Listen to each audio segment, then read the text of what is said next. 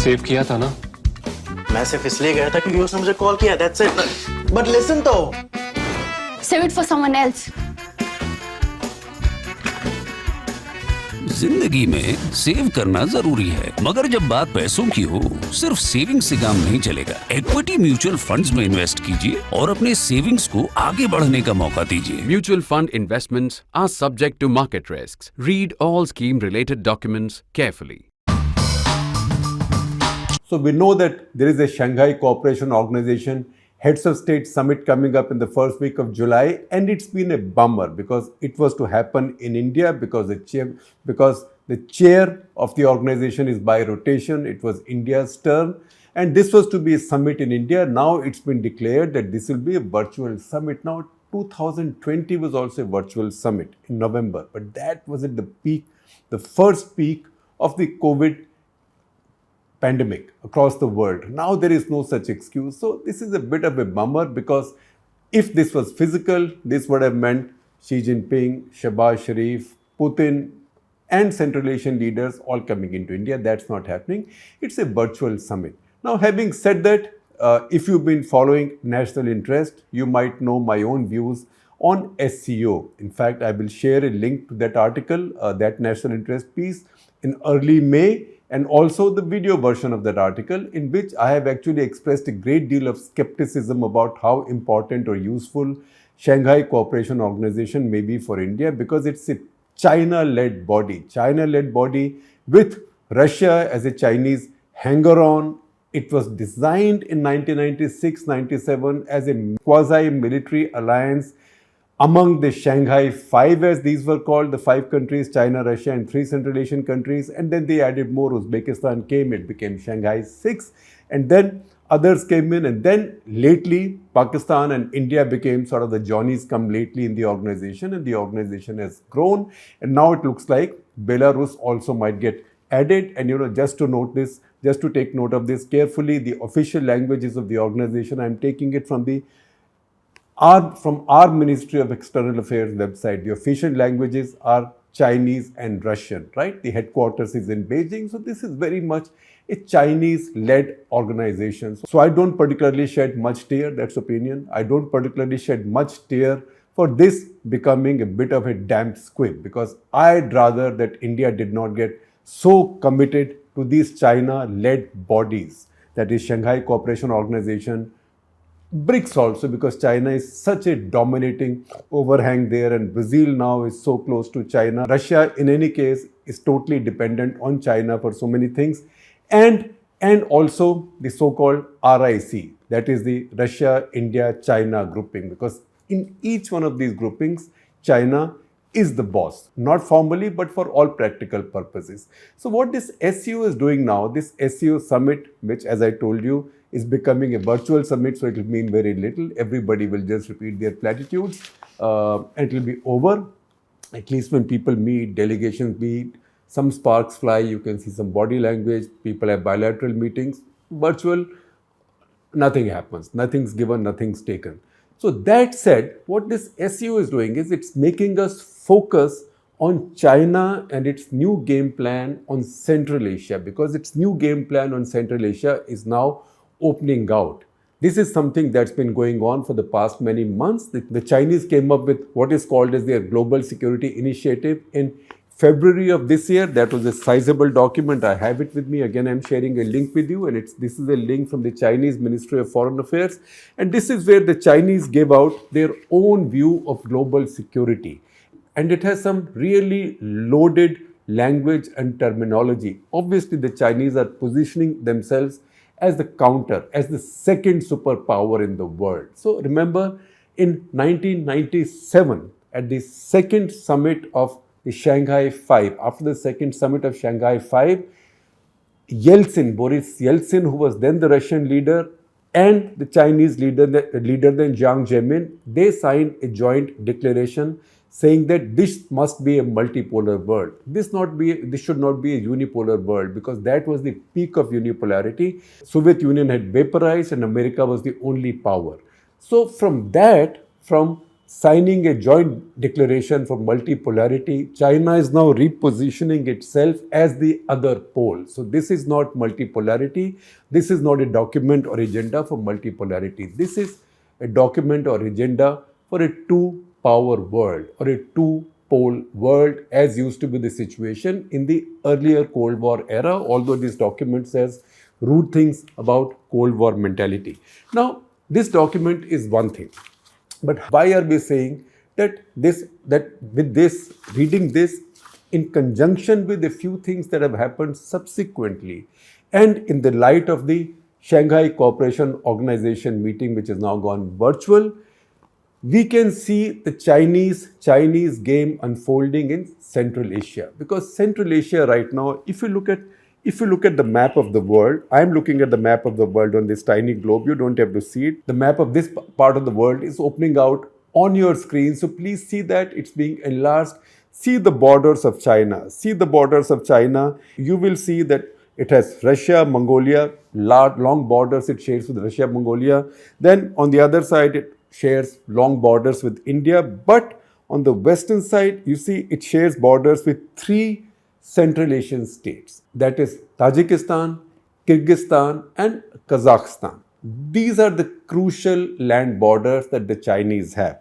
Now, these land borders give China direct access into Central Asia, the vast land mass of Central Asia. That access India does not have, because between India and Central Asia, there is Pakistan, and Pakistan does not even allow India transit rights to take wheat to Afghanistan that Afghans desperately need. India has to take that wheat by ship to Chabahar and then transport it to Afghanistan by the land route. So India is locked out of Central Asia, whereas China has this long land borders with three nations, three states in Central Asia. Other two states in Central Asia are a bit far, that is Uzbekistan and Turkmenistan, but those are easily accessible through these states. So the Chinese have a much better access and much better trading relationship and a much better leverage in Central Asian countries. What they are trying to now do is, if you read their Global Security Initiative document, along with what they've done lately, they are trying to move into the vacuum that's been created by Russia becoming so distracted. So far, Russia was the security provider to the Central Asian republics, which were earlier members of the USSR.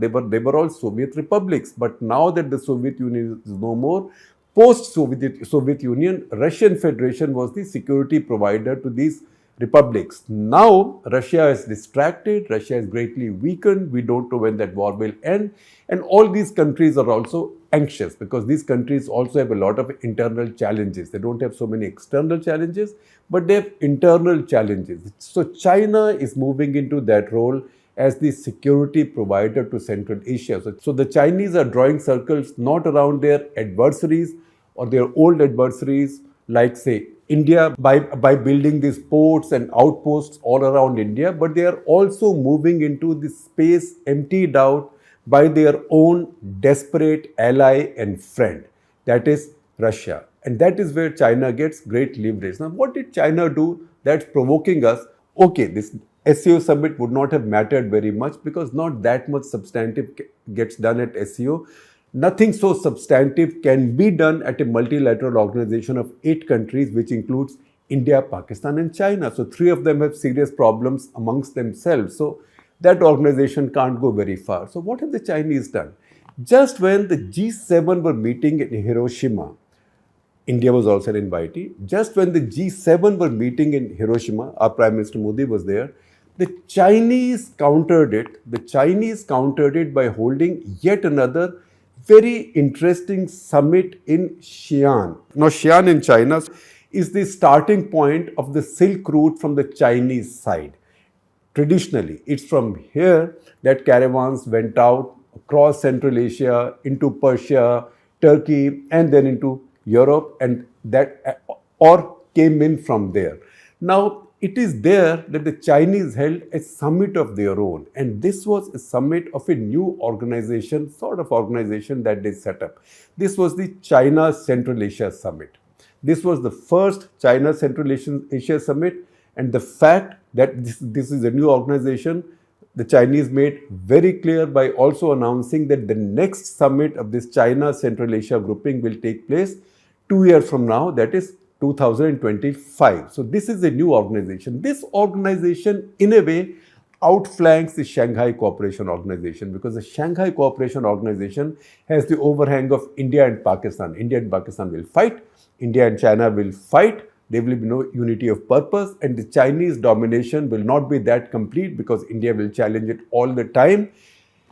And the Chinese objective of dominating the Central Asian region will not be served. So what have the Chinese done? They have outflanked Shanghai Cooperation Organization, an organization they had set up themselves by setting up this new China Central Asia grouping, which has now China plus Kazakhstan, Kyrgyzstan, Uzbekistan, Tajikistan. All of these are members of SCO, but they've also added Turkmenistan. So this means they've got all the so-called stans. Remember, American media used to say, oh, where are the stans? Of course, then they would think of Pakistan, Afghanistan also as part of the stans, but the stans of Central Asia are all part of this grouping. So what do the Chinese want there? If you read up on the Chinese plans in Central Asia are opening out. In fact, the best understanding of the Chinese plans for Central Asia come from nothing else. You don't have to go far. You just have to listen to Xi Jinping's speech in Xi'an,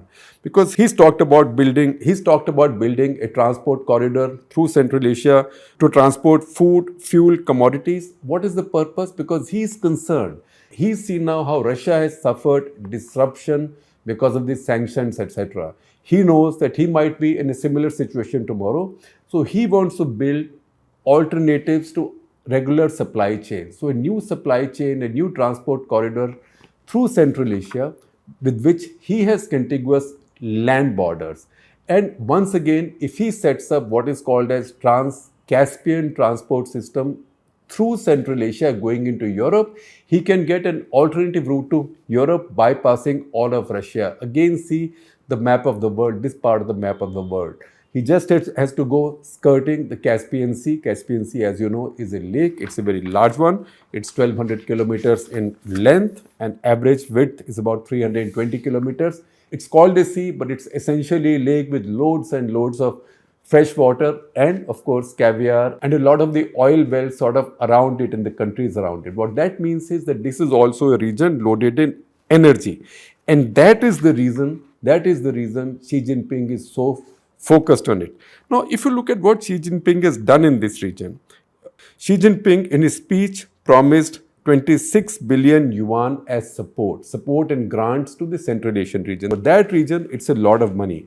Please also remember that this region is critical to BRI, his Belt and Road Initiative. In Kazakhstan itself, he's got 55 BRI projects running, valued at $27.5 billion. So again, he has a footprint there and he has a shadow there, which is enormously bigger than India's. Plus, he also has a geographical or a contiguity advantage there. China's trade with Kazakhstan is $31 billion. India's trade with Kazakhstan is just over $2 billion, right? So that tells you how much more present China is in that region. Also, the Chinese buy a lot of the energy from these countries because they can transport it directly to their country. And if they build more pipelines, the Chinese are building a major pipeline and planning more major ones, then they get integrated in this region. Similarly, the Chinese are planning a China-Europe freight train again through this region. So these are all these strengths that the Chinese have. Now, to understand this a little bit better and the Chinese game a little bit better, I also refer to you a paper from US Institute of Peace. Now, sometimes in my more cynical moments, I might have called it US Institute of Pakistan, because when they talk about Pakistan, India, about this subcontinent, I find a lot of their research very loaded. Okay, maybe I put it simplistically if I said pro-Pakistan point of view. Not pro-Pakistan, but they look at several things when they talk about the subcontinent from the Pakistani point of view, right? So that is the reason sometimes in my cynical moments I call it the US Institute of Pakistan. In this case, this is a research paper on China and China's plans in Central Asia. It's a very interesting and important research paper. It has a lot of data. I'm sharing a link with you. Please read that if you're interested and if you're preparing for UPSC. This is a paper written by Carla Freeman, Alison McFarland, and Gavin Helf. This paper also takes off from the China Central Asia Summit and quotes the Chinese Foreign Ministry spokesperson there, Wang Wenbin, who called this summit as being of quote-unquote milestone significance. Earlier, the authors point out, China's engagement with Central Asia was bilateral, country, with each country separately, or through Shanghai Cooperation Organization. Now they've created this new grouping, which raises the question why, and that why is obviously because they find that Shanghai Cooperation Organization, they don't have sufficient privacy, quote unquote, sufficient privacy to deal with what they see as countries in their backyard, and the countries who can become dependent on them, not just economically, but also in terms of security, because even in this summit, there was a lot of talk of security, of China becoming a provider of security to this region. And this paper then harks back to China's Global Security Initiative document, which I shared with you.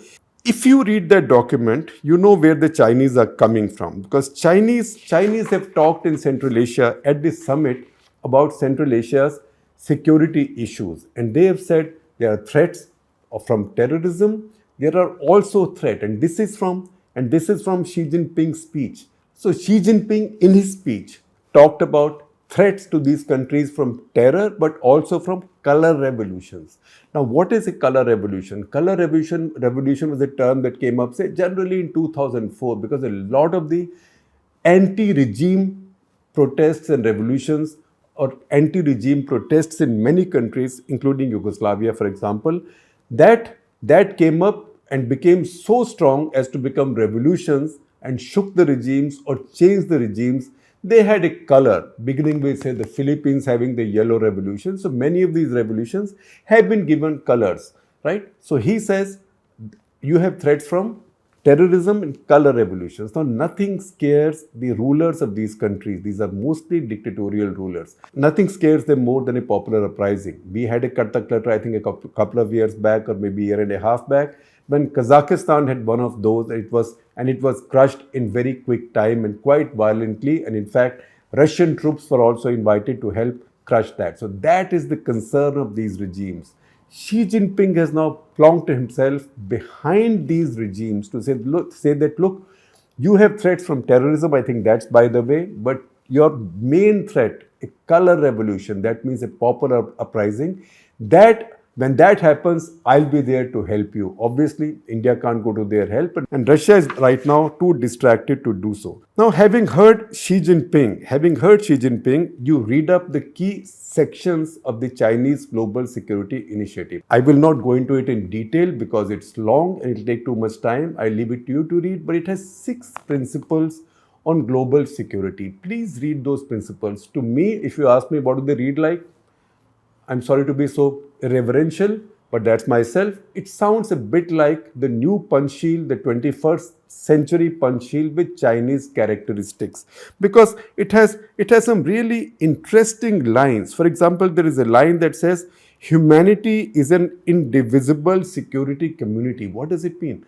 Does it mean that all your security is combined? And what is not said there and what I'm deducing from this is that all you guys, I'm there, Bada Bhai, Big Brother, I'm present, I'll make sure that all of you are secure.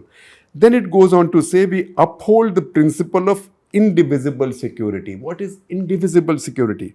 It says indivisible means individual security, common security, traditional security, non-traditional security are all combined as are security rights and obligations. Right? Once again, what are obligations? There is no real definition there. And then they say that globally, China now wants to lead the world into a balanced, effective, and sustainable security architecture. And then this Global Security Initiative goes on to say Cold War mentality, unilateralism, bloc confrontation, hegemonism, all of these contradict the spirit of the UN Charter and must be resisted and rejected.